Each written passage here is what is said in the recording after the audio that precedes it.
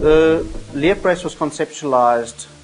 initially around 2001 after a racing incident where somebody that I knew who participated in enduro racing fell off and died at relatively low speed from what we presumed at the time was a neck injury, and I was involved in his resuscitation. Unfortunately, it was unsuccessful, and we had to tell his family that he'd succumbed from what we presumed was a neck injury. And at the same time, my son had just started riding a motorcycle, and for me this became very real, that I was putting my son potentially in harm's way, considering that motorcyclists were protected with crash helmets, chest guards and all sorts of apparel, but nobody was really looking after the rider's neck. So the brace evolved out of a medical background and understanding of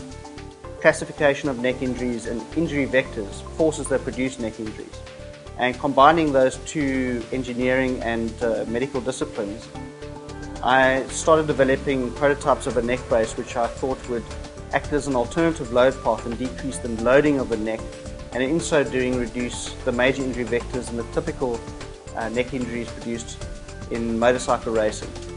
And with a review of the literature and the development of Hybrid 3 and crash test dummies, we built a prototype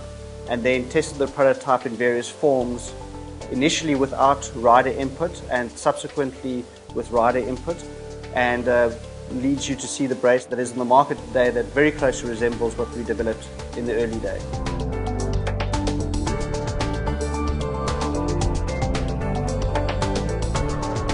The Leatt Lab, which is based in Cape Town, South Africa, the heart of Leatt Corporation, is concerned with innovation of safety equipment, as well as testing and this research and study of impact biomechanics. The brace was the first of our products developed, and in the lab we have a number of